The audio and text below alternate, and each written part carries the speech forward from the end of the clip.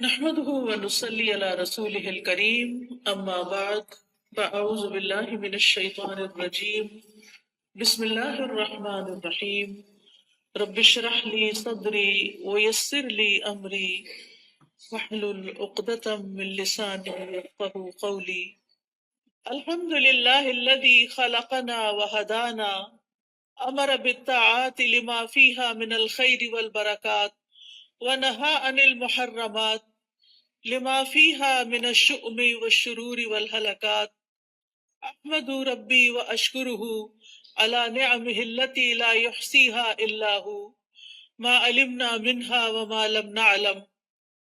تمام قسم کی حمد اللہ کے لیے ہے جس نے ہمیں پیدا کیا، ہمیں ہدایت دی، اس نے اطاعت کے کاموں کا حکم دیا کیونکہ ان میں خیر اور برکات ہیں، حرام کاموں سے منع کیا کیونکہ ان میں نحوست، شر اور تباہیاں ہیں۔ میں اپنے رب کی حمد کرتی ہوں اور اس کا شکر ادا کرتی ہوں، اس کی ان نعمتوں پر جس کو ان کے سوا کوئی شمار نہیں کر سکتا، ان نعمتوں پر جن کو ہم جانتے ہیں اور ان نعمتوں پر جن کو ہم نہیں جانتے۔ قرآن حکیم کی سورۃ الحج کی ایک آیت ہے، اللہ سبحانہ وتعالیٰ ارشاد فرماتے ہیں یا ایھا الذین آمنوا ارکعوا واسجدوا واعبدوا ربکم وَافْعَلُوا الْخَيْرَ لَعَلَّكُمْ تُفْلِحُونَ۔ اے لوگو جو ایمان لائے ہو، رکوع کرو، سجدہ کرو اور اپنے رب کی عبادت کرو اور نیکی کرو تاکہ تم کامیاب ہو جاؤ۔ تو اس آیت سے ہمیں یہ پتہ چلتا ہے کہ کامیاب ہونے کے لیے بہت ضروری ہے کہ ہم ایمان لانے کے بعد رکوع، سجدہ، عبادت اور نیکی کا اہتمام کریں، اپنی روزمرہ زندگی میں ان چیزوں کو لازم قرار دیں، اور یہ کامیابی کی کنجی ہے۔ اس پر ہماری دنیا اور آخرت کی کامیابی کا انحصار ہے۔ ہم میں سے ہر ایک یہ چاہتا ہے کہ اسے کامیابی حاصل ہو، وہ ناکام نہ ہو، لیکن اللہ تعالیٰ نے ہمیں کامیابی پانے کے طریقے بتا دیے ہیں کہ دنیا اور آخرت کی نجات اور کامیابی کے لیے یہ 3 کام کرنا نہایت ضروری ہے۔ سب سے پہلے نماز قائم کرنا رکوع اور سجدے کے ساتھ، کیونکہ یہ سب سے اہم اور ضروری کام ہے۔ اسی سے مسلم اور کافر کی پہچان ہوتی ہے کہ دونوں میں اسی سے فرق ہوتا ہے۔ اور یہاں پر نماز ادا کرو کی بجائے کہا گیا رکوع اور سجدہ کرو، کیونکہ ان دونوں کی بہت فضیلت ہے۔ جب انسان اللہ کے آگے جھک جاتا ہے، جب انسان اللہ سبحانہ تعالیٰ کے آگے زمین پر سر رکھ دیتا ہے، تو یہ چیز اللہ تعالیٰ کو بہت زیادہ پسند ہے، کیونکہ اس سے انسان کی عاجزی کا اظہار ہوتا ہے کہ یا اللہ تو بڑا ہے اور میں تیرا بندہ ہوں، میں تیرے آگے جھکا ہوا ہوں، میں تیرے سامنے سرکشی نہیں کرتا، تکبر نہیں کرتا جیسا کہ ابلیس نے کیا تھا۔ ابلیس نے اللہ تعالیٰ کی بات نہیں مانی تھی جب اللہ تعالیٰ نے اسے حکم دیا کہ تم آدم کے آگے جھک جاؤ، سجدہ کرو۔ تو دن میں 5 دفعہ ہم نماز پڑھ کر اس بات کا اظہار کرتے ہیں کہ اے اللہ، ہم تیرے اطاعت گزار اور فرما بردار بندے ہیں۔ دوسرا کام اللہ تعالیٰ کی عبادت کرنا ہے، ایسی عبادت جس میں اس کے ساتھ کسی کو شریک نہ کیا جائے، یعنی صرف اور صرف اللہ کی رضا کے لیے، صرف اس کو خوش کرنے کے لیے۔ یعنی کوئی بھی اچھا کام اس لیے نہ کرے کیونکہ ہر اطاعت کا کام جو ہے جس کا اللہ نے حکم دیا ہے وہ کیا ہے، اس کو کرنا عبادت ہے، اور اس میں نماز کے علاوہ دیگر عبادات بھی شامل ہیں، جیسے روزہ ہے، حج ہے، زکوٰۃ ہے اور اسی طرح کے نیکی کے کام ہیں۔ تو اللہ تعالیٰ کی عبادت چاہے ظاہر کی ہو، چاہے باطن کی ہو، دل کی ہو یا سارے جسم کی ہو، یہ بھی اللہ سبحانہ تعالیٰ کو راضی کرتا ہے۔ تیسرا ہے نیکی کے عمومی کام کرنا، وَفَعَلُوا الْخَيْرَ، خیر کے کام کرو، بھلائی کے کام کرو۔ ان میں نماز، عبادات کے علاوہ دیگر نیکی کے کام جیسے صلہ رحمی، مہمان نوازی، بیمار پرسی، محتاجوں اور غریبوں کو کھانا کھلانا، اور لوگوں سے اچھے اخلاق سے پیش آنا، لوگوں کے ساتھ معاملات کرتے ہوئے فیئر ڈیلنگ کرنا، یہ سب کام کامیابی کے لیے ضروری ہے۔ تو عبادت میں اخلاص ہونا چاہیے، اس کے بندوں کو نفع پہنچانے کی نیت ہونی چاہیے، اور جس کو یہ توفیق مل گئی وہ کامیاب ہو گیا۔ تو ہمیں عبادت کس طرح کرنی ہے؟ اخلاص کے ساتھ، اتباع کے ساتھ۔ اخلاص کیا ہے؟ جب بھی کوئی کام کرے تو صرف اللہ کے لیے کرے، اور اتباع کیا ہے کہ جو کام کرے اس میں دیکھے کہ نبی صلی اللہ علیہ وسلم کی سنت کیا تھی، آپ کا طریقہ کیا تھا، کیونکہ آپ کی ذات ہمارے لیے بہترین نمونہ ہے۔ لقد کان لکم فی رسول اللہ اسوۃ حسنہ، تمہارے لیے نبی صلی اللہ علیہ وسلم کی ذات میں، رسول اللہ کی ذات میں بہترین نمونہ ہے۔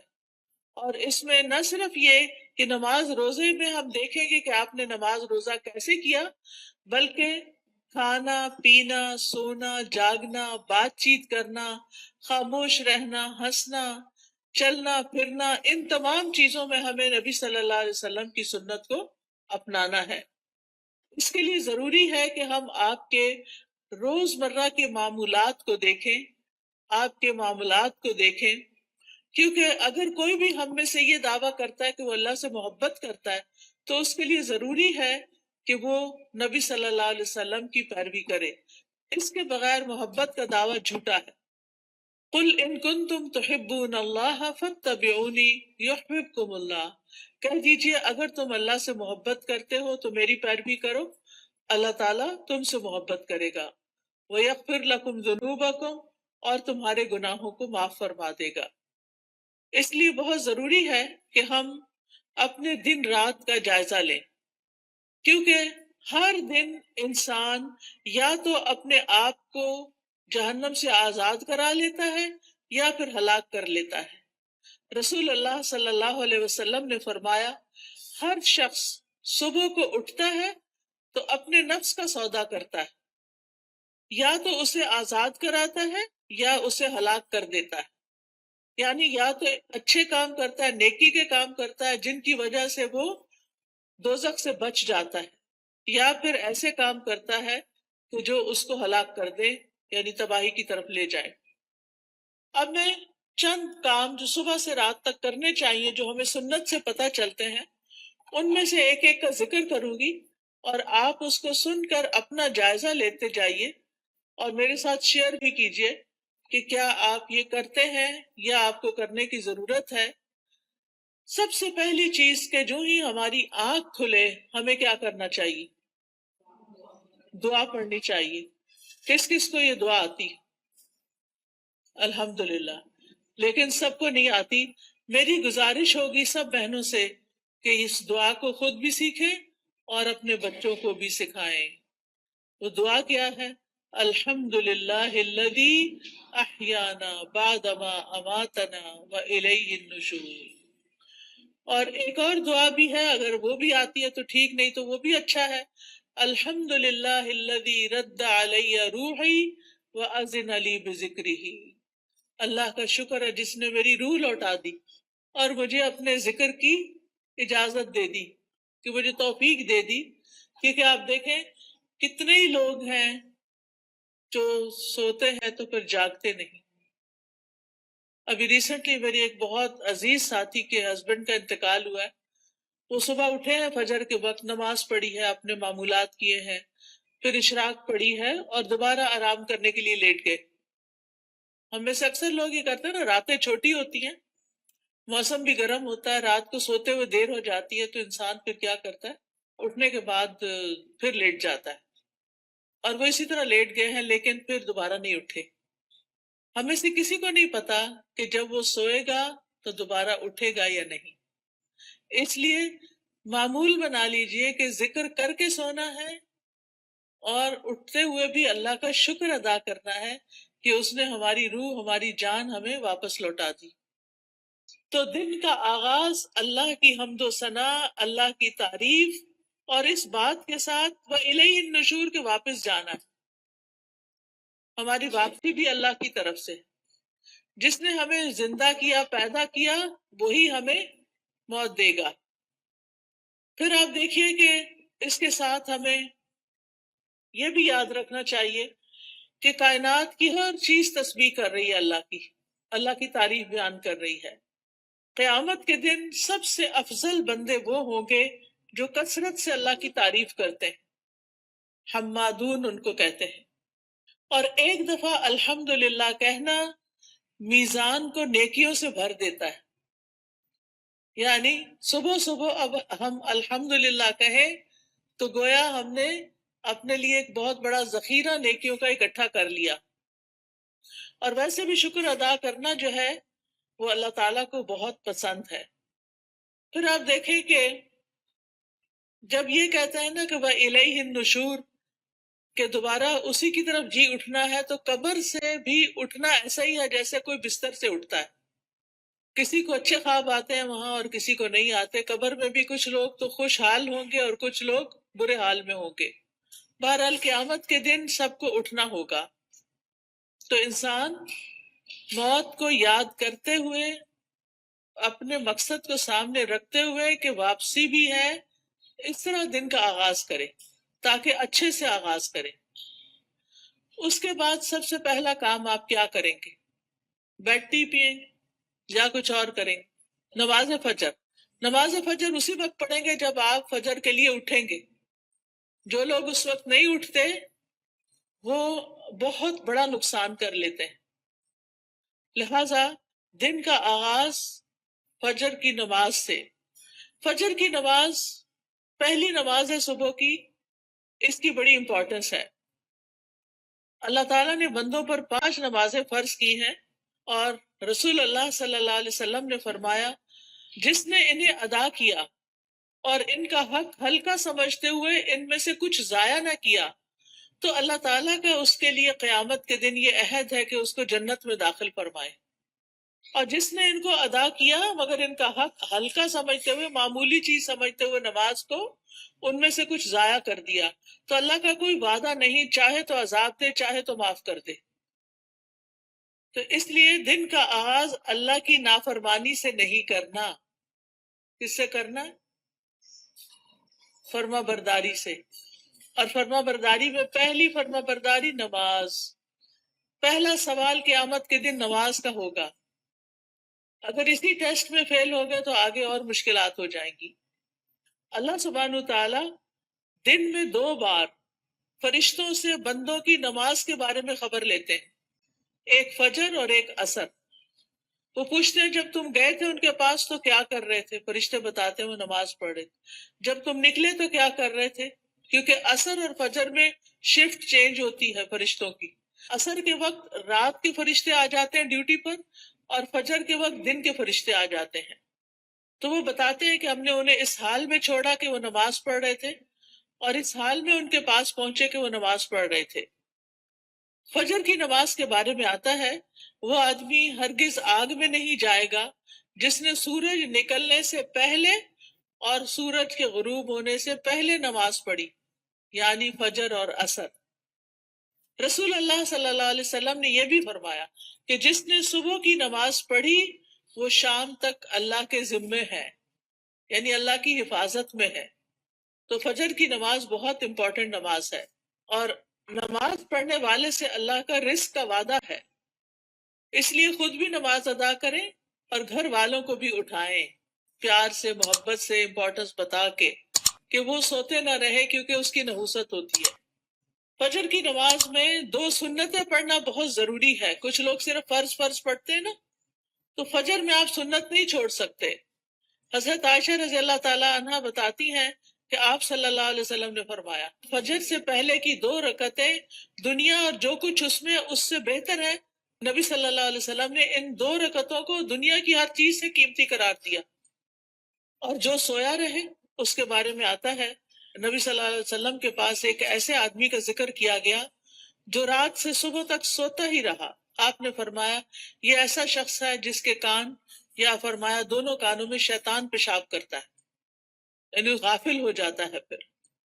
اور اسی طرح ایک اور خواب آپ صلی اللہ علیہ وسلم کو اس میں آپ کو دکھایا گیا کہ ایک شخص تھا جس کا سر پتھر سے کچلا جا رہا تھا، وہ قرآن کا حافظ تھا لیکن قرآن سے غافل ہو گیا اور فرض نماز پڑھے بغیر سو جاتا تھا، یعنی نماز نہیں پڑھتا تھا اور سویا رہتا تھا۔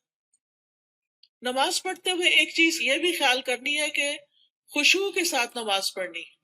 خشوع کا مطلب رونا نہیں ہوتا بلکہ دل کا متوجہ ہونا ہوتا ہے، یعنی شعور کے ساتھ رب سے مناجات کریں، اطمینان اور خشوع سے سجدہ کریں، یعنی پورے سکون کے ساتھ، کیونکہ ایک سجدے کی وجہ سے اللہ تعالیٰ ایک درجہ بڑھا دیتے ہیں اور ایک گناہ مٹ جاتا ہے۔ نماز کے فوراً بعد کیا کرنا چاہیے؟ اذکار، شابش۔ نماز کے بعد اگر کوئی مصلی پر بیٹھا رہے تو جب تک اس کا وضو نہیں ٹوٹتا فرشتہ اس کے لیے دعا کرتا ہے، اللہم اغفر لہ، اللہم ارحمہ، اے اللہ اس کی بخشش فرما دے، اے اللہ اس پہ رحم فرما۔ یعنی آپ مصلی پہ بیٹھے ذکر کر رہے ہیں، تسبیحات پڑھ رہے ہیں، دعائیں کر رہے ہیں، اور فرشتہ آپ کے لیے دعائیں کرنا شروع ہو گیا ہے۔ تو ہم میں سے ہر ایک کو فرشتوں کی دعائیں لینی چاہیے۔ اسی طرح ہر نماز کے بعد 33 بار سبحان اللہ، 33 بار الحمدللہ اور 34 بار اللہ اکبر پڑھنا چاہیے، اور آخر میں لا الہ الا اللہ وحدہ لا شریک لہ لہ الملک و لہ الحمد وہو علی کل شیء قدیر پڑھا جائے تو جو ایسا کرے گا اس کے سارے گناہ معاف کر دیے جائیں گے، ٹھیک ہے، چاہے وہ سمندر کی جھاگ کے برابر ہو۔ کتنی بڑی بات ہے نا یہ، اس لیے اس کا اہتمام کیا رکھنا۔ اگر کسی وجہ سے آپ مصروف ہیں، 33 بار نہیں پڑھ سکتے تو 10 بار بھی پڑھ سکتے ہیں، ٹھیک ہے۔ پھر یہ کہ انگلیوں پر تسبیح کریں، کیونکہ انگلیاں قیامت کے دن کیا کریں گی؟ گواہی دیں گی۔ ہر فرض نماز کے بعد آیت الکرسی ضرور پڑھیں۔ اس کا فائدہ کیا ہے؟ جی، ایسے شخص کو موت کے علاوہ کوئی چیز جنت میں لے جانے سے نہیں روک سکتی، اتنا بڑا اجر و ثواب۔ میں یہ ساری باتیں اس لیے کر رہی ہوں کہ آپ اپنا جائزہ لیں، اگر کوئی چیز چھوٹ گئی ہے، بھول گئی ہے، پتہ ہے لیکن کرتے نہیں تو کرنا شروع کر دیں۔ وہ دن جس میں یہ باتیں کریں گے آپ، اس کی نسبت بہت زیادہ اجر و ثواب والا ہوگا جس میں آپ یہ نہیں کریں گے۔ دنیا کے کام کبھی ختم نہیں ہو سکتے، لیکن ہمیں کیا کرنا چاہیے؟ اپنے اذکار، اپنی عبادات کو بھولنا نہیں۔ اسی طرح ہم میں سے اکثر لوگ کہتے ہیں مجھے نظر لگ گئی، وہ فلانے نے جادو کر دیا، وہ گھر میں یہ شر ہو گیا۔ تو اس کا حل بتایا گیا ہے کہ ہر نماز کے بعد قل هو اللہ ایک دفعہ، قل اعوذ برب الفلق ایک دفعہ، اور قل اعوذ برب الناس ایک دفعہ پڑھے۔ یہ نماز کے بعد پڑھنی چاہیے۔ اچھا، اب آپ دیکھیے کہ بعض لوگ بیمار ہوتے ہیں، کوئی ایسی تکلیف ہوتی ہے ان کو سمجھ نہیں آتی، وہ پڑھ کے اپنے ہتھیلی پہ پھونک مار کے اپنے سر سے منہ اور پورے جسم پر اپنا ہاتھ پھیر لیا کرے، اس سے انشاءاللہ ان کا شر بھی دور ہو جائے گا، ان کی بیماری بھی ختم ہوگی۔ نماز کے بعد کیا کرنا چاہیے؟ صبح شام کے اذکار، پروٹیکشن کی دعائیں۔ آپ میں سے کس کس کے پاس ایاک نستعین کتاب ہے؟ الحمدللہ کافی لوگوں کے پاس ہے۔ جس کے پاس نہیں، اگر آج آئی بھی ہے تو ضرور لے لیں، اور انگلش میں بھی ہے، اس میں ٹرانسلیٹریشن کی ہوئی ہے۔ اگر عربی نہیں پڑھ سکتے بچے تو ان کو انگلش میں پڑھنی آ جائے تو وہ بچوں کو ضرور ساتھ ساتھ سکھائیں۔ ہر ماں خود اپنے پڑھنے کے ساتھ اپنے بچوں کو بھی سکھائے۔ تو اگر زبانی یاد نہیں تو دیکھ کے پڑھ لیجئے۔ انشاءاللہ جب آپ پروٹیکشن کی دعائیں پڑھیں گے تو آپ نظر سے، حسد سے اور بہت سے شر سے بچ جائیں گے، ٹھیک ہے نا؟ ایسا نہیں کہ لوگوں کی نظر تیز ہوتی ہے، ایسا ہے کہ ہمارے اوپر پروٹیکشن وال نہیں ہوتی کیونکہ ہم اذکار نہیں کرتے۔ اور پھر آپ دیکھیے کہ اگر کوئی شخص آپ میں سے جیسے بزرگ خواتین ہیں جن پہ بچوں کی، چھوٹے بچوں کی ذمہ داری نہیں، یا گھر کے بہت سارے کام کاج نہیں، تو وہ فجر کی نماز سے سورج طلوع ہونے تک بیٹھے رہے مصلی پر، کیونکہ رسول اللہ صلی اللہ علیہ وسلم نے فرمایا جو شخص صبح کی نماز جماعت کے ساتھ ادا کرے پھر بیٹھا اللہ کا ذکر کرتا رہے یہاں تک کہ سورج نکل آئے، پھر 2 رکعتیں پڑھے اشراق کی، یعنی اس کے لیے ایک حج اور عمرے کا ثواب ہے۔ کوئی معمولی اجر ہے؟ کتنا بڑا اجر کما لیتے ہیں وہ لوگ جو تھوڑا صبر سے بیٹھے رہتے ہیں فجر کے بعد اور نفل پڑھ کے اٹھتے ہیں، اور 2 رکعتیں ہی پڑھنی ہوتی ہیں. تو انسان کا دل، اس کی روح، یہ سیراب ہو جاتے ہیں ان اعمال سے جو ابھی تک میں نے آپ کو بتائے. آپ کے لیے خیر و برکات کے دروازے کھل جاتے ہیں، دنیا اور آخرت میں سلامتی کا ذریعہ ہے، عظیم اجر و ثواب کا ذریعہ ہے. شر کے آنے سے پہلے، تکلیف کے آنے سے پہلے، واقع ہونے کے بعد اسے ہٹانے کا ذریعہ ہے یہ دعائیں. یہ جو میں بتا رہی ہوں نا، پروٹیکشن کی دعائیں جو ہیں. رب کے سامنے فخر اور عاجزی کا اظہار بھی ہے، اللہ تعالیٰ کی نعمتوں کا اعتراف بھی ہے. اور یہ ایسے ہی ہے جیسے کوئی دشمن سے بچنے کے لیے اپنے آگے کوئی وال کھڑی کر لے. تو انشاءاللہ اگر ساری نہیں بھی پڑھ سکتے تو معوذتین، بسم اللہ الذی لا یضر، اعوذ بکلمات اللہ التامات من شر ما خلق، اور کچھ اور مختصر دعائیں پڑھ کے اپنے اوپر بھی پڑھیں اور بچوں کو بھی پڑھنا سکھائیں. اس کے بعد کیا کریں گے یہ بتائیے؟ تلاوت کریں، چاہے تھوڑی سی ہی کیوں نہ کریں. اور اگر میں سمجھتی ہوں بچوں کے اسکول جانے کا وقت ہوتا تو اپنی تلاوت کا وقت نہیں رہتا، پھر آپ کیا کریں؟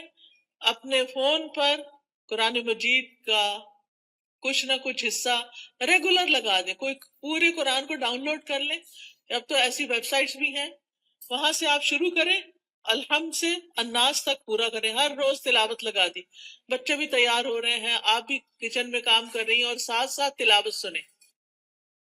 کیوں؟ ان الذین یتلون کتاب اللہ واقاموا الصلاۃ وانفقوا مما رزقناہم سرا وعلانیۃ یرجون تجارۃ لن تبور.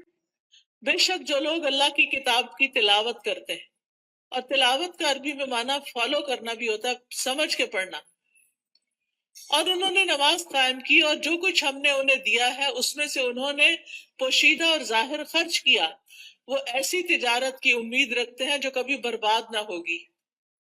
یہ لوگ اللہ کے ساتھ ایک بزنس کر رہے ہیں. یہ چیزیں یہ پڑھتے ہیں، تلاوت کرتے ہیں، قرآن پڑھتے ہیں، لوگوں پہ خرچ کرتے ہیں، تو یہ اللہ کے ہاں ایسا اجر، اتنا پروفٹ پائیں گے کہ سوچ بھی نہیں سکتے، تاکہ وہ انہیں ان کے اجر پورے پورے دے اور اپنے فضل سے انہیں زیادہ بھی دے. بے شک وہ بے حد بخشنے والا، نہایت قدردان ہے.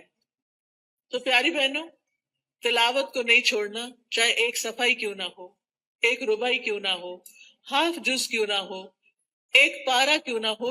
میرے ایک بہنوئی تھے، فوت ہو گئے، اللہ تعالیٰ ان پہ رحم فرمائے. وہ چاند کی پہلی تاریخ کو پہلا سپارہ پڑھتے اور آخری کو آخری سپارہ پڑھتے، اور اس طرح ہر مہینے پورا قرآن ختم کر لیتے تھے. تو جن لوگوں کی بہت زیادہ مصروفیات ہیں، ریٹائرڈ لائف گزار رہے ہیں، ان کو کیا کرنا چاہیے؟ قرآن کی تلاوت زیادہ کرنی چاہیے، کیونکہ قرآن جو ہے یہ غموں کا علاج ہے، شفا ہے، سکون کا ذریعہ ہے، اس لیے اس کو نہیں چھوڑنا. ایک حرف پڑھنے کا کتنا اجر ہے؟ 10 گنا. ایک حرف الف پڑھیں گے تو 10 نیکیاں، لام پڑھیں گے تو 10 نیکیاں، میم پڑھیں گے تو 10 نیکیاں. کیا کوئی اور کام کرنے سے اتنا پروفٹ آپ گین کر سکتے ہیں؟ نہیں. ہاں، ایک مشکل ہے، کچھ لوگوں کو پڑھنا نہیں آتا، یا ان کی تجوید ٹھیک نہیں، یا وہ ڈرتے ہیں کہ کوئی سن لے گا تو پھر کیا ہوگا. تو ایسی صورت میں ان کو اپنی تجوید ٹھیک کرنی چاہیے. اس کے لیے میں آپ کو ایک طریقہ بتاتی ہوں، اور وہ طریقہ ہے ایک ایپ ڈاؤن لوڈ کر لیں، لرن قرآن. کس کس کے پاس ہے یہ ایپ؟ 8-10 لوگوں کے پاس ہے، زیادہ نہیں ہے. آپ یہ ایپ اگر ڈاؤن لوڈ کر لیں. اچھا، قرآن پر آل کس کے پاس ہے؟ وہ بھی تھوڑے سے لوگوں کے پاس ہے. ان دونوں میں سے کوئی بھی ایپ آپ ڈاؤن لوڈ کر لیں. یہ آپ آئی فون پہ بھی کر سکتے ہیں اور اینڈرائیڈ میں بھی کر سکتے ہیں، ٹھیک ہے؟ اس میں آپ تجوید سیکشن پہ چلے جائیں. تجوید پہ جائیں گے تو وہاں آپ کو ایک ایک آیت کہلوائی ہوئی ملے گی. پہلے ٹیچر پڑھے گی، پھر پیچھے آپ پڑھیں گے. تو آپ کیا کریں، جب ٹیچر پڑھ رہی ہو غور سے سنیں، جب اسٹوڈنٹس آگے پڑھے آپ بھی ساتھ شامل ہو جائیں. تو اس طرح روز پڑھتے پڑھتے آپ کی تجوید ٹھیک ہو جائے گی، کیونکہ بعض کا جب انسان بڑا ہو جاتا ہے نا تو اس کو شرم آتی ہے کسی کے پاس جا کے غلطیاں نکلوانے کی، یا ٹائم نہیں ہوتا، یا فیس نہیں دے سکتے، یا کوئی اور مسائل ہوتے ہیں. تو آپ قرآن مجید کھول کے بیٹھ جائیں، آڈیو لگا کے بیٹھ جائیں، اور 7 انگلی رکھ کے ایک ایک آیت کو پڑھ پڑھ کے یاد کریں، اس کے مخارج ٹھیک کریں، ادائیگی ٹھیک کریں. ٹھیک ہے؟ جس گھر میں قرآن پڑھا جاتا ہو وہاں فرشتے حاضر ہوتے ہیں. ابو ہریرہ کہا کرتے تھے بے شک قرآن پڑھنے کی وجہ سے گھر اپنے رہنے والوں کے لیے کشادہ ہو جاتا ہے، اس میں فرشتے حاضر ہوتے ہیں، شیاطین اس گھر کو چھوڑ دیتے ہیں اور اس کی خیر و برکت بڑھ جاتی ہے. یعنی اس گھر میں خیر و برکت ہوتی ہے جس میں کیا ہوتا ہے؟ قرآن کی تلاوت ہوتی ہے. آج آپ دیکھیں ہمارے بچے ویڈیو گیمز کے پیچھے دیوانے ہیں، قرآن پڑھنے کے لیے تیار نہیں. ہم اپنے پیچھے کیا چھوڑ کے جا رہے ہیں؟ آپ کو پتا نا جب بچے قرآن پڑھتے ہیں تو ماں باپ کو بھی ثواب ملتا ہے کیونکہ انہوں نے ان کو پڑھوایا. لیکن اگر ہمارے بچے قرآن ہی نہیں پڑھ رہے تو مرنے کے بعد کون ہمارے لیے دعائیں کرے گا؟ کون ہمارے لیے کچھ کرے گا؟ تو اس لیے پیاری بہنوں، آپ ان کے لیے عملی نمونہ بنو، رول ماڈل بنو. آپ گھر میں ان کے بیچ میں بیٹھ کے تلاوت کرو، سیکھو. اگر نہیں تو انہیں بتائیں میں دیکھو اس ایج میں سیکھ رہی ہوں، چلو ہم سب مل کے سیکھتے ہیں. ان کو بھی ساتھ بٹھا لیں، چھوٹی سی گھر میں کلاس بنا لیں، 2-3 بچے اور آپ خود بیٹھ جائیں. اگر آپ کے ہسبینڈ بھی ساتھ بیٹھ جائیں تو بہت ہی اچھا ہے. اگر یہ نہیں ہوتا تو کوئی ٹیچر ہائر کریں جو گھر پہ آئے، یا آپ اس کے پاس لے جائیں یا آن لائن پڑھائیں. لیکن اس فریضے سے آپ نے کوتاہی نہیں کرنی کہ بچوں کو قرآن سکھا کے جانا ہے دنیا سے. اور جس گھر میں قرآن نہیں پڑھا جاتا وہ اپنے رہنے والوں کے لیے تنگ ہوتا ہے، نحوست ہوتی ہے اس میں، فرشتے اس گھر کو چھوڑ دیتے ہیں، شیاطین آ جاتے ہیں اور اس گھر کی خیر و برکت کم ہو جاتی ہے. تب ہمارے اوپر ہے نا ہم کیا چاہتے ہیں. قرآن مجید صرف موبائل سے نہیں پڑھے، وہ بھی ٹھیک ہے اگر نسخہ نہیں ہے آپ کے پاس، لیکن مصحف ہونا چاہیے. اور مصحف کو اپنے سرانے رکھا کرے. سرانے سے مطلب بیڈ سائڈ ٹیبل ہے نا، وہاں رکھا کرے، کیونکہ قبر میں بھی قرآن سرانے کی طرف سے آئے گا اور بچائے گا. اگر دنیا میں ساتھ نہیں رکھا نا قبر میں نہیں آئے گا. سمجھ آ گئی بات؟ تو ابھی سے اس کو پاس رکھے، ساتھی بنائے تاکہ قبر میں بھی وہ آپ کے ساتھ ہو. حدیث میں آتا ہے آدمی کو جب اس کی قبر میں لایا جاتا ہے تو فرشتہ اس کے سر کی طرف سے عذاب دینے کے لیے آتا ہے، تو تلاوت قرآن اسے دور کر دیتی ہے. قبر میں عذاب نہیں دینے دیتے، وہ کہتے پیچھے جاؤ. جب فرشتہ سامنے آتا ہے تو صدقہ اسے دھکیل دیتا ہے. جب پاؤں کی طرف آتا ہے تو مساجد کی طرف جانا اس کو دھکیل دیتا ہے. ٹھیک ہے؟ پھر آپ دیکھیے کہ تلاوت کر لی آپ نے تو آپ اب اٹھ کے 2 نفل پڑھ لیں اگر آپ نے پہلے نہیں پڑھے تلاوت سے، ورنہ فجر کی نماز پڑھ کے تلاوت شروع کر دیں اور پھر اشراق کے نفل پڑھ لیں تو ٹائم بھی پاس ہو جائے گا، حج عمرے کا ثواب بھی ملے گا.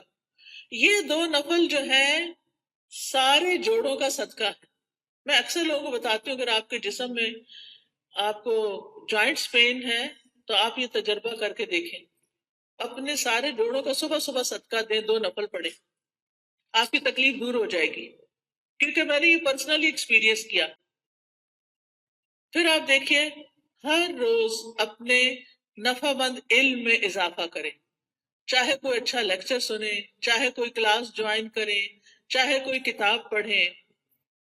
تو علم نافع جو ہوتا ہے وہ 2 طرح کا ہوتا ہے، ایک دینی اور شرعی علم جس میں ہم قرآن کا ترجمہ سیکھتے ہیں، تفسیر سیکھتے ہیں، جس میں ہم دعائیں سیکھتے ہیں، جس میں ہم نماز کا طریقہ سیکھتے ہیں، سیرت کے بارے میں سیکھتے ہیں، احادیث پڑھتے ہیں. یہ دینی علوم ہیں.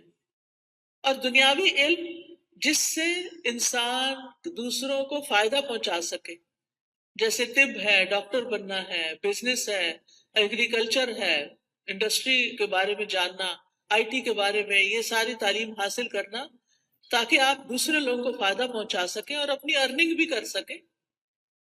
تو یہ بہت فائدے کی چیز ہے کہ اب آپ نے نماز، قرآن، تلاوت، اشراق سب کر لی، اب یہ اپنی جاب پہ جائیں یا پھر اگر گھر میں ہے تو گھر کے کام کاج کریں اور اس کے بعد اپنا نالج بھی بڑھائیں. اس کے لیے آپ سیکوینس کے ساتھ لیکچر سنا کریں.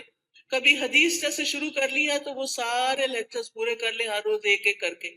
اگر تفسیر شروع کر لیے تو اس کو شروع کر کے آگے تک لے جائیں. لیکن اپنے علم میں پختگی لائیں، اور اگر ہو سکے تو کوئی نہ کوئی کلاس جوائن کریں.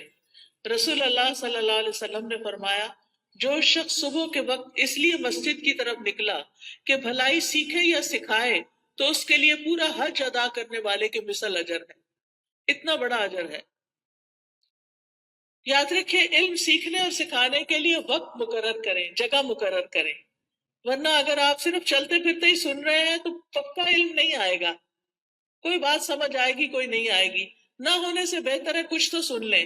لیکن گھر میں بھی ٹیبل چیئر سیٹ کر کے رکھیں اور اپنا لیپ ٹاپ سیٹ کریں اور کوئی آن لائن کلاس جوائن کر لیں، یا پھر گھر میں پڑھیں، خود سے سیلف اسٹڈی کریں. لیکن ٹائم اور پلیس، زمان اور مکان مقرر کریں. اس سے آپ کی گروتھ ہوگی. جتنا جتنا آپ سیکھتے جائیں گے آپ نیکیوں میں آگے بڑھتے جائیں گے، برائیوں سے دور ہوتے چلے جائیں گے. پھر آپ دیکھیں کچھ بہنیں ناشتہ نہیں کرتی، وہ کہتی ہیں کہ موٹے ہو جائیں گے اور چھوڑو پرے. لیکن ناشتہ ضرور کریں. آپ کو کام کرنے کے لیے، پڑھنے کے لیے، جاب پہ جانے کے لیے انرجی چاہیے. چاہے چند کھجوریں ہی کیوں نہ کھا لیں، کھجور پانی لے لیں، کچھ اور سیڈز وغیرہ لے لیں، نٹس لے لیں، جو بھی آپ کو پسند ہو. اگر دودھ پسند ہے تو زیادہ دودھ اور کم چائے ڈال کے پی لیں. بہت سے لوگ صرف کافی پی لیتے ہیں، تو وہ درست نہیں کہ آپ اپنے آپ کو صرف ایسی چیزوں پر کہ جو آپ کے اندر کیفین ڈالے اور آپ صرف اس کی وجہ سے ایکٹیو اور غذائیت نہ ہو، تو آپ دیکھیں کہ پھر آپ سے بہت سے کام ہو نہیں پاتے، آپ جلدی تھک جاتے ہیں. تو اس کو بھی بچائیے. اپنے جسم کی حفاظت بھی عبادت ہے، ٹھیک ہے نا؟ جسم کی حفاظت بھی عبادت ہے. یہ نہیں کہ سب کی ٹیک کیئر کرتے کرتے اپنے آپ کو بلا کے رکھ دیں اور پھر کسی کام کے نہ رہیں، نمازیں بھی بیٹھ کے شروع کر دیں. یہ نہیں ہونا چاہیے. پھر آپ دیکھیے کہ کھانا کھانا بھی عبادت ہے. بسم اللہ پڑھ کر کھائیں، بیٹھ کر کھائیں. میں نے دیکھا ہے کہ بعض اوقات لوگ اس بات کی پرواہ نہیں کرتے، چلتے پھرتے کھا رہے ہوتے. خاص طور پر مائیں کچن میں کام کر رہی ہیں، اپنا ناشتہ رکھ لیا، ادھر سے ایک نوالا لیا، ادھر کام کیا. یہ درست نہیں. آپ کے بچے بھی یہی کریں گے. چھوٹے بچوں کو بھی میں نے دیکھا ہے وہی بھاگتے دوڑتے کھا رہے ہوتے ہیں. یہ درست طریقہ نہیں ہے. سنت طریقے سے کھائیں، کھانا عبادت ہو جائے گا. پھر دائیں ہاتھ سے کھائیں اور پیئیں، ہر گھونٹ پہ الحمدللہ کہیں. پھر کھانا کھا کر بھی دعا کریں. کس کس کو آتی ہے دعا؟ پڑھیں مل کے ذرا کھانا کھانے.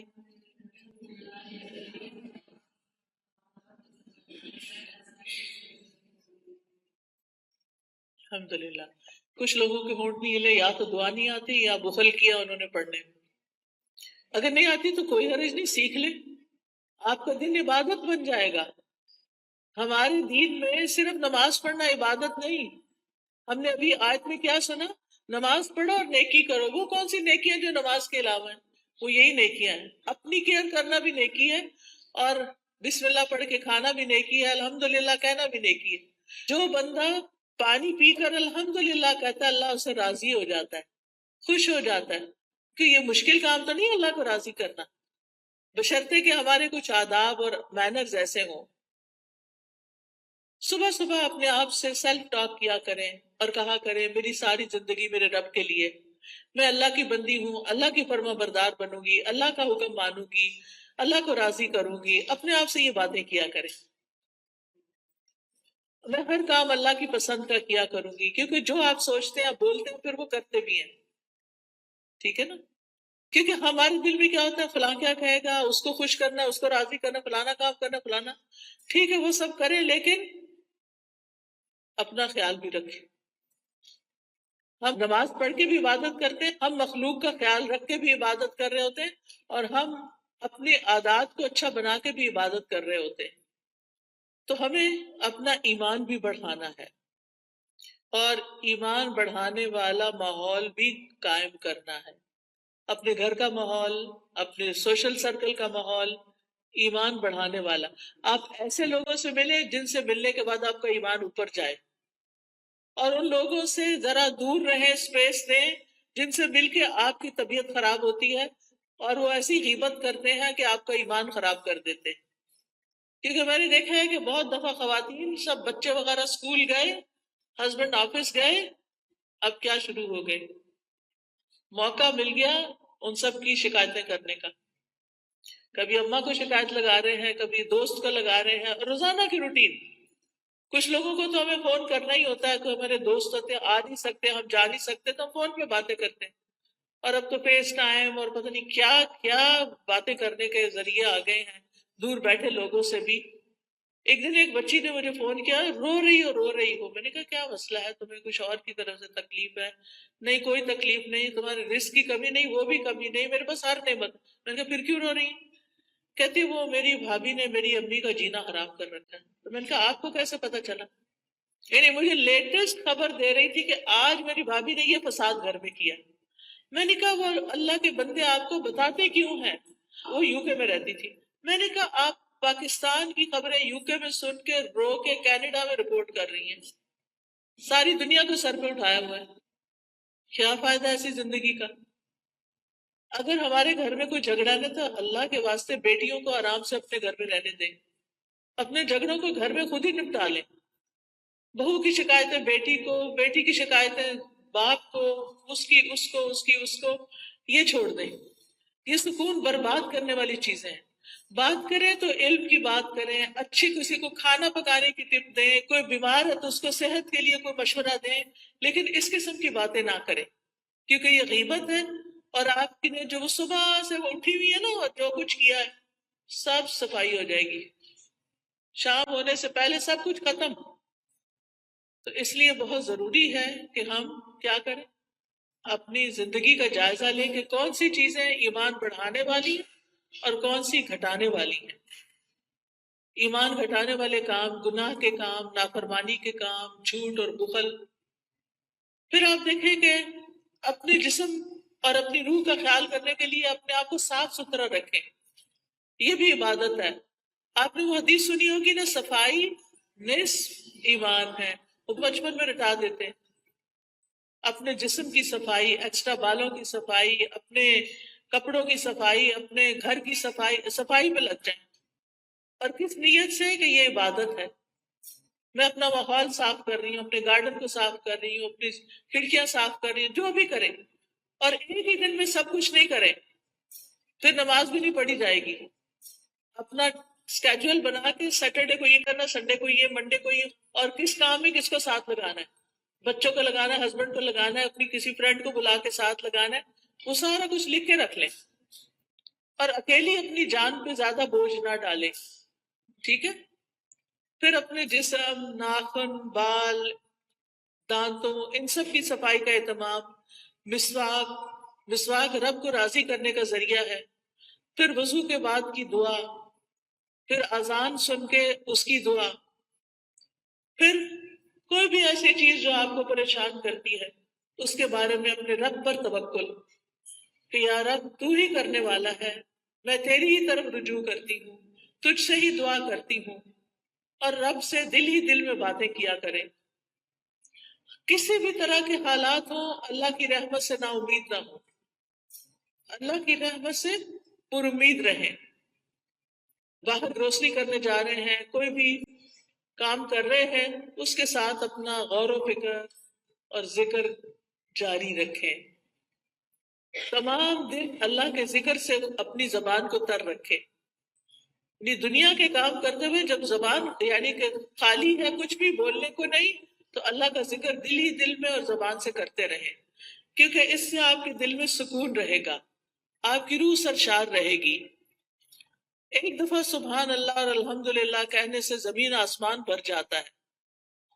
اور یہاں پر کچھ کارڈ بھی ہم آپ کے لیے لائے ہیں جن میں اذکار ہیں، تو اپنے کام کاج سے فارغ ہو کے آپ وہ ذکر کر سکتے ہیں، جیسے یہ تسبیحات ہیں.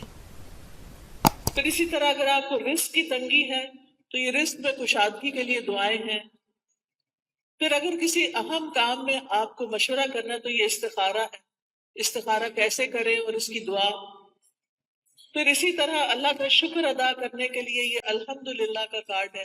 یہ دعائیں ہیں شکر ادا کرنے کی، اللہ کی تعریف کی، کیونکہ اللہ کی تعریف کرنے والے قیامت کے دن سب سے افضل بندے ہوں گے. پھر یہاں کچھ تسبیحات بتائی گئی ہیں، ان کا انگلش میں بھی ٹرانسلیشن ہے جن کے بہت بڑے بڑے فائدے ہیں. پھر آپ دیکھیے اگر قرض سے پریشان ہیں، مالی معاملات میں، تو یہ دعائیں ہیں، ان کا بھی انگلش ٹرانسلیشن موجود ہے. پھر یہ پروٹیکشن کی دعائیں ہیں. تو آپ دیکھیے کہ معمولی قیمت کے یہ کارڈ جو ہیں آپ کی زندگی میں بہت بڑی تبدیلی لا سکتے ہیں. تو آپ نے اگر یہ سارے اپنے گھر میں رکھے ہوئے ہوں، ایک دن ایک اٹھا کے پڑھ لیجئے، دوسرے دن دوسرا پڑھ لیجئے، تیسرے دن تیسرا پڑھ لیجئے، اور اس طرح آپ کا ذکر کے ساتھ ایک رابطہ قائم ہو جائے گا. کثرت سے توبہ استغفار کریں.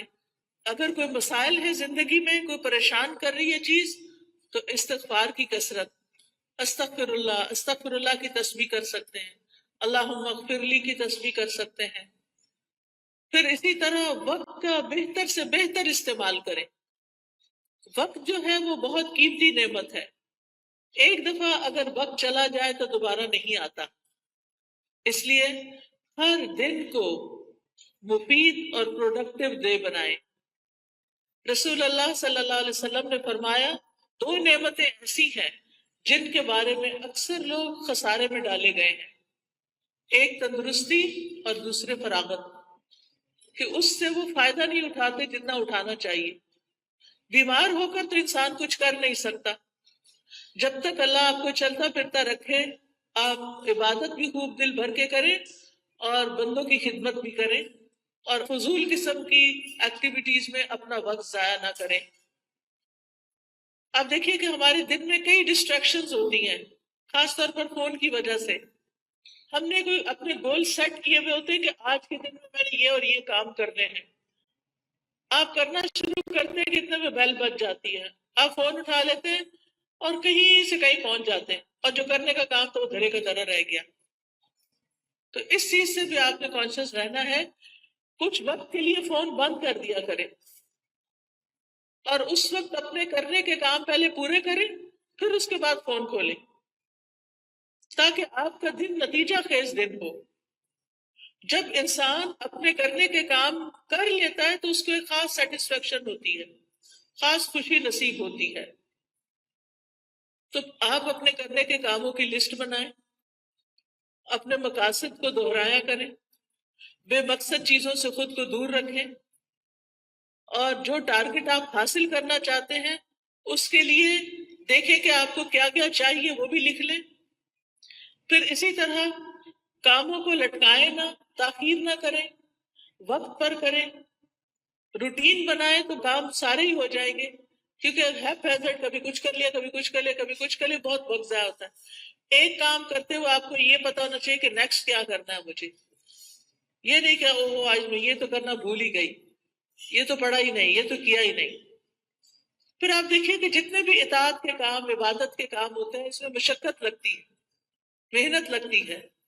اس کے لیے اپنے نفس سے جہاد کرنا پڑتا ہے، اپنے نفس کو کنٹرول کرنا پڑتا ہے، کیونکہ کامیاب بھی وہی ہوتا ہے جو نفس کا تزکیہ کر لیتا ہے. قد افلح من تزکا وذکر اسم ربہ فصلی.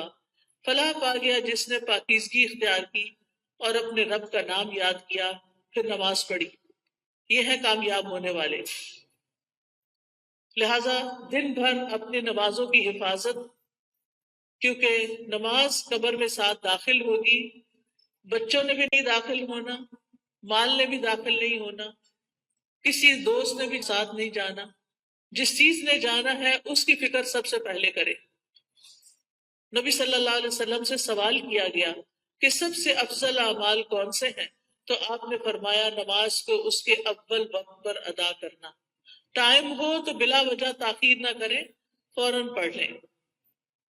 اور پھر نماز کی 12 سنتیں بھی ادا کیا کریں دن بھر میں، کیونکہ ایسا کرنے والے کے لیے جنت میں گھر بنا دیا جاتا ہے. آپ دیکھیے کہ صرف 1 سال اگر کوئی شخص سنت موقدہ پڑھتا ہے تو نہ پڑھنے والے کے درمیان اور اس کے درمیان 4320 رکعتوں کا فرق پڑ جاتا ہے.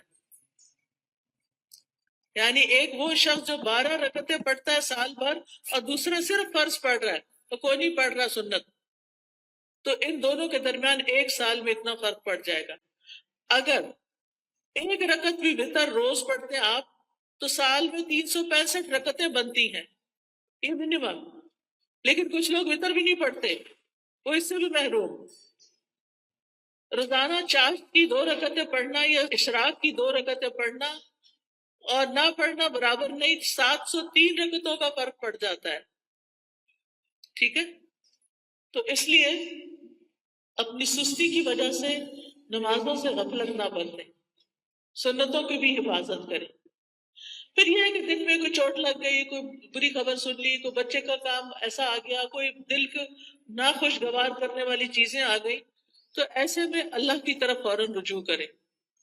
کوئی بری خبر سن لی، فوراً اللہ کی طرف رجوع. اور پھر اس کے بعد ہر کام عبادت سمجھتے ہوئے کریں، چاہے کھانا پکانا ہے، چاہے صفائی کرنا ہے، چاہے کپڑے دھونا ہے. کھانا کھلانا جو ہے وہ افضل ترین عبادت ہے. قرآن مجید میں آتا ہے وَيُطْعِمُونَ الطَّعَامَ عَلَى حُبِّهِ مِسْكِينًا وَيَتِيمًا وَأَسِيرًا إِنَّمَا نُطْعِمُكُمْ لِوَجْهِ اللَّهِ لَا نُرِيدُ مِنْكُمْ جَزَاءً وَلَا شُكُورًا. وہ اس کی محبت میں کھلاتے ہیں مسکین کو، یتیم کو، اسیر قیدی کو. کیا کہتے ہیں کھلاتے ہوئے؟ ہم تمہیں صرف اللہ کے چہرے کی خاطر کھلا رہے ہیں کہ ہم اللہ کا دیدار کرنا چاہتے ہیں، ہم تم سے نہ شکریہ چاہتے ہیں نہ بدلہ چاہتے ہیں. اِنَّا نَخَافُ مِن رَّبِّنَا يَوْمًا عَبُوسًا قَمْطَرِيرًا. بے شک ہم اپنے رب سے اس دن کے بارے میں ڈرتے ہیں جو تیوری چڑھانے والا نہایت سخت ہوگا. تو ان کے ساتھ کیا معاملہ ہوگا؟ اللہ بھی ان کو قیامت کے دن کی مشقتوں سے بچا لے گا اور ان کو خوشی اور تر و تازگی ملے گی.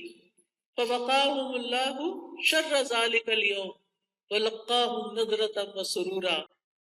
تو اس لیے کھانا گھر والوں کو بھی پکا کے کھلائیں یا مہمانوں کے لیے پکائیں تو خوشی خوشی پکائیں، احسان نہ جتائیں اور ضائع نہ کریں.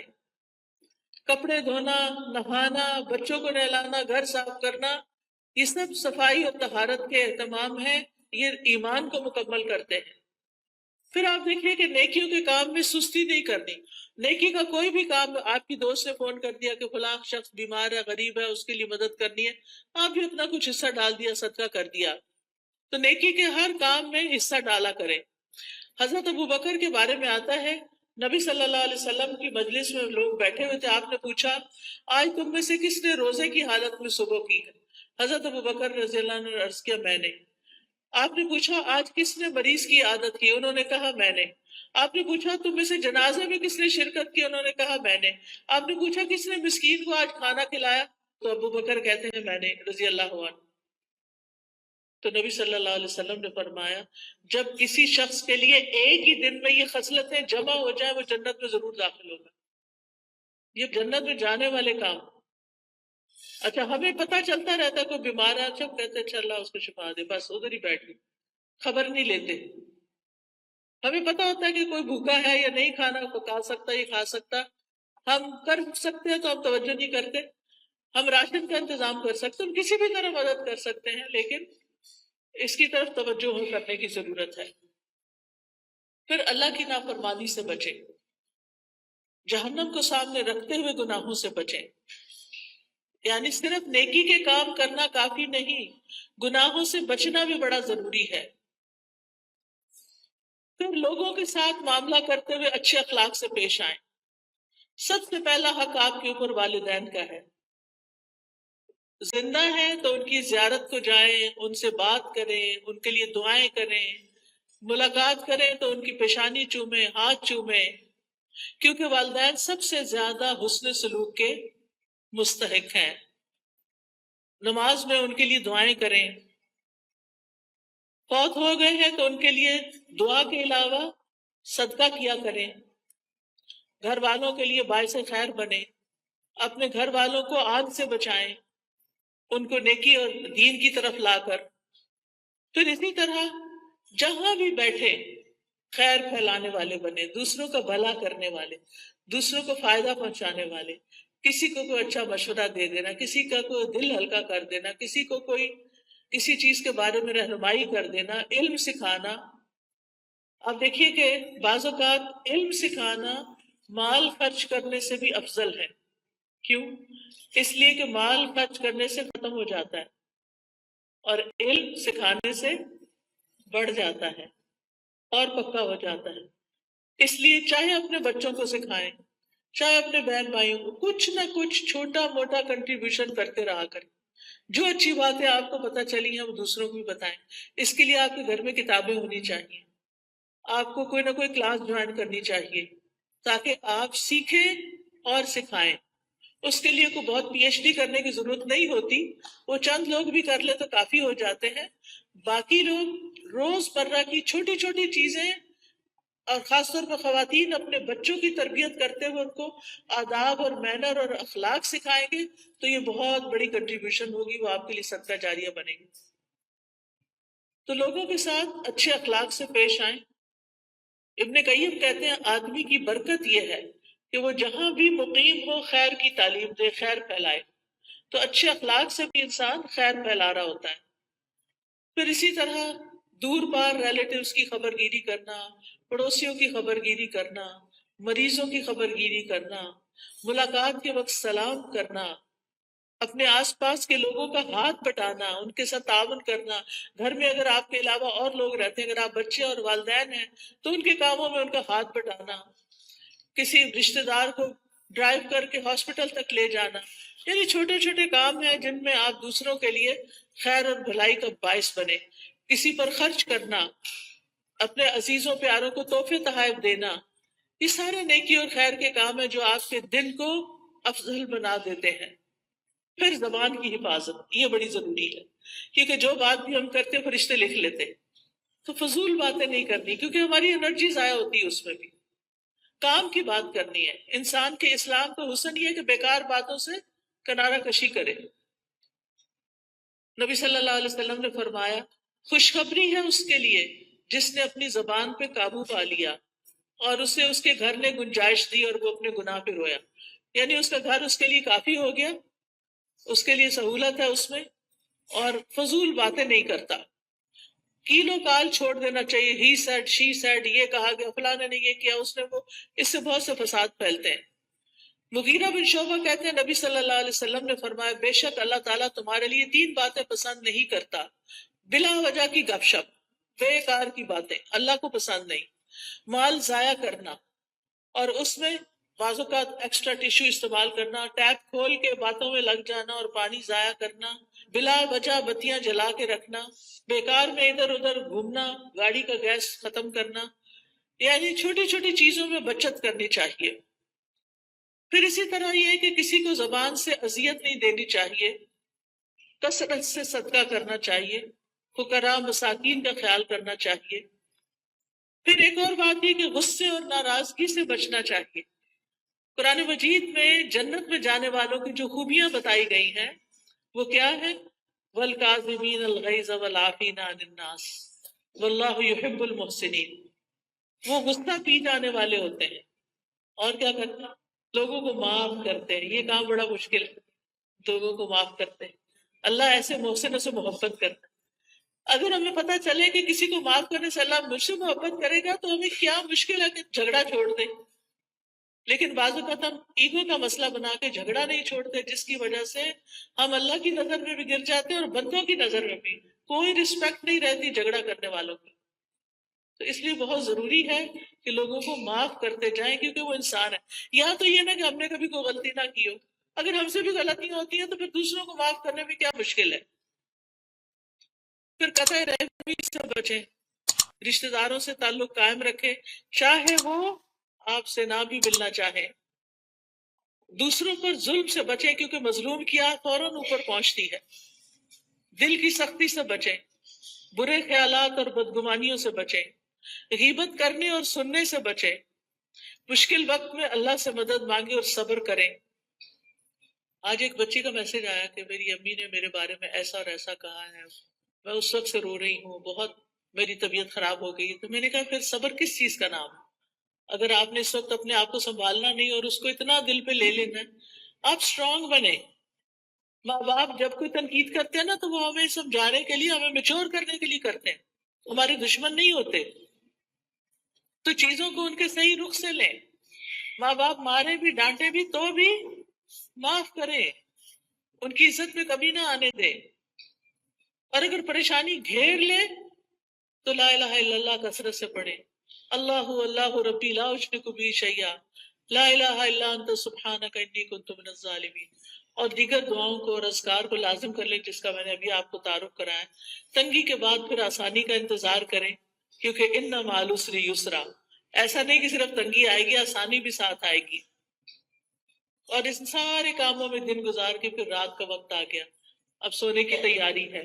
سونے سے پہلے آخری کام اللہ کا ذکر ہو، رات کو سورۃ الملک پڑھیں کیونکہ یہ عذاب قبر سے بچانے والی ہے، اور دعائیں زبانی یاد کر لیں، نہیں تو آپ ایک ایپ ہے دعائیں، دعائیں اردو میں ٹائپ کریں گے یا عربی میں دعائیں تو انشاءاللہ وہ کھل جائے گی، اس میں ساری دعائیں ہم نے جمع کر دی، یا پھر سونے جاگنے کے اذکار والی ایپ جو ہے اس سے بھی آپ رات کو سوتے وقت بیڈ پہ لیٹ کر بھی دعائیں پڑھ سکتے ہیں، لیکن آخری کلام ہمارا اللہ کا ذکر ہی ہونا چاہیے اور اسی حال میں سونا چاہیے۔